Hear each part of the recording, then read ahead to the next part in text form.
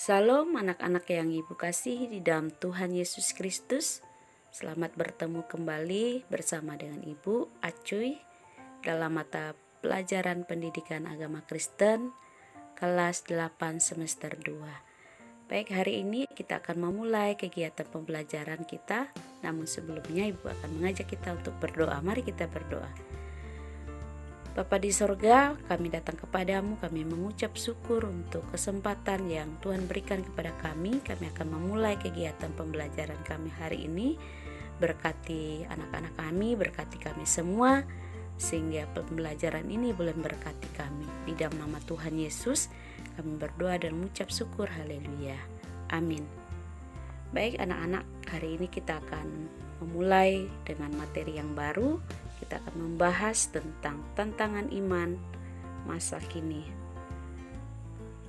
Kita masuk ke dalam kompetensi dasar 3.3, memahami arti sikap hidup beriman dan berpengharapan. Adapun tujuan pembelajaran, menghayati dan memahami keberadaan diri dalam menghadapi tantangan atau godaan dunia. Kedua, siswa dapat menghadapi tantangan iman. Kita masuk ke dalam materi A, tantangan remaja masa kini. Ada beberapa bentuk tantangan hidup khususnya remaja di zaman now. Yang pertama, kemajuan teknologi.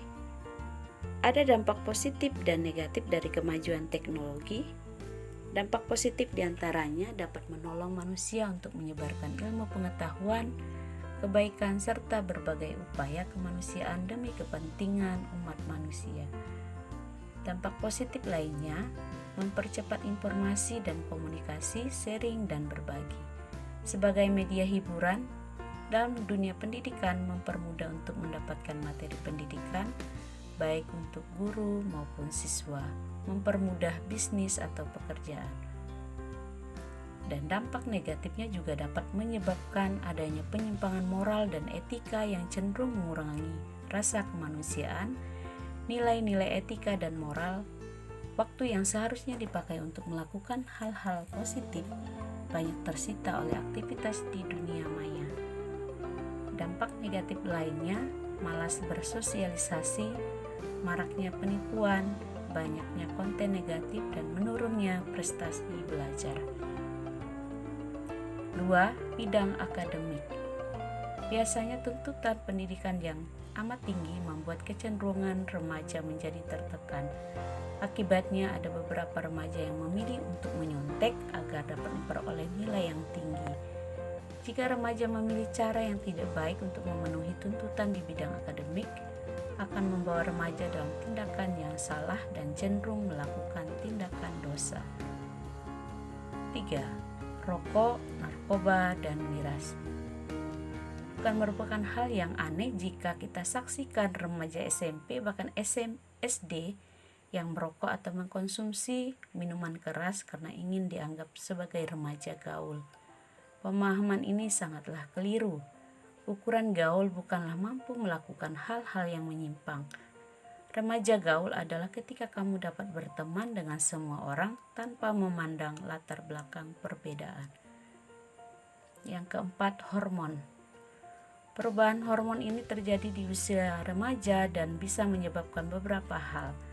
Salah satunya adalah akan timbul rasa ketertarikan pada lawan jenis sesuai dengan perkembangan biologis, psikologis, dan fisik remaja.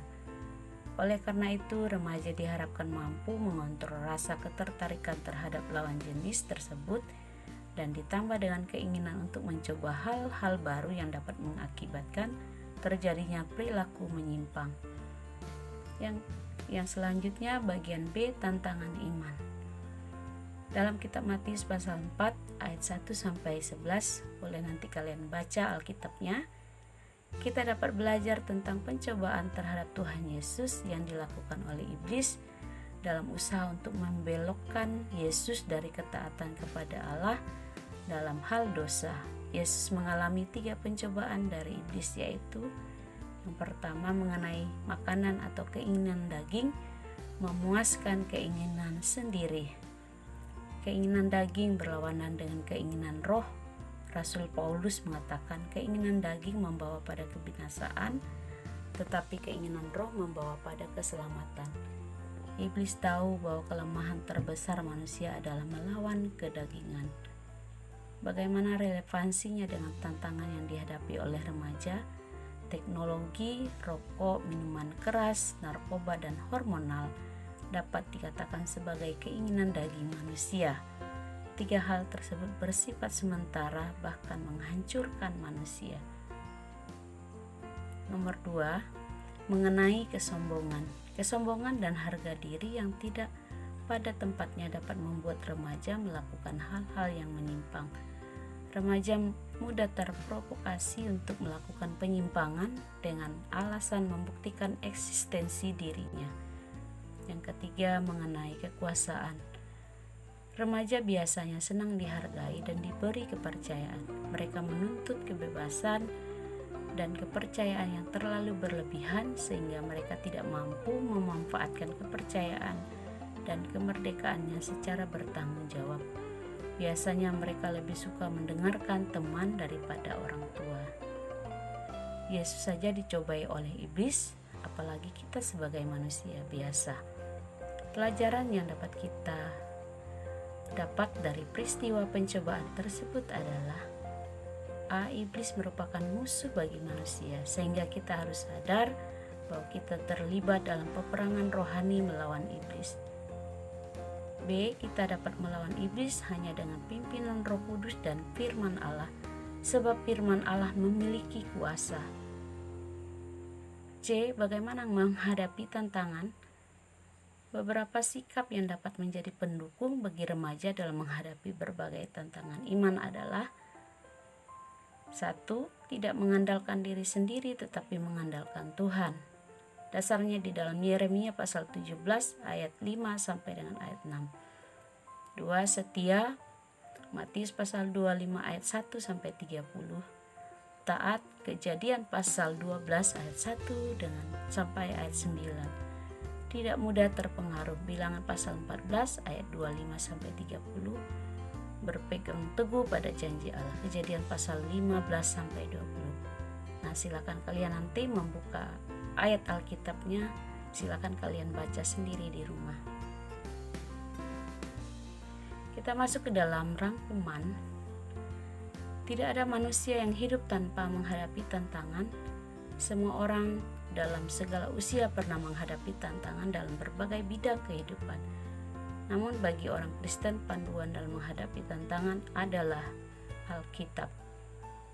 Kesetiaan kita dalam berdoa dan membaca Alkitab akan menuntun kita menghadapi tantangan. Kita akan menjadi teguh, kuat, dan tidak hanyut karena dipandu oleh ajaran iman Kristen yang ada dalam Alkitab. Orang Kristen memahami tantangan sebagai ujian iman dan bukan bayangan yang harus ditakuti dan dihindari. Demikian materi kita hari ini. Terima kasih, Tuhan Yesus memberkati. Mari kita tutup dengan berdoa. Terima kasih Tuhan Yesus untuk materi hari ini yang boleh menguatkan, meneguhkan iman kami untuk kami tetap setia, tetap mengandalkan Tuhan dalam hal apapun, sehingga kami boleh senantiasa hidup sesuai dengan firman-Mu. Terima kasih Bapa. Ini doa kami, ucapan syukur kami hanya di dalam nama Tuhan Yesus kami berdoa. Amin.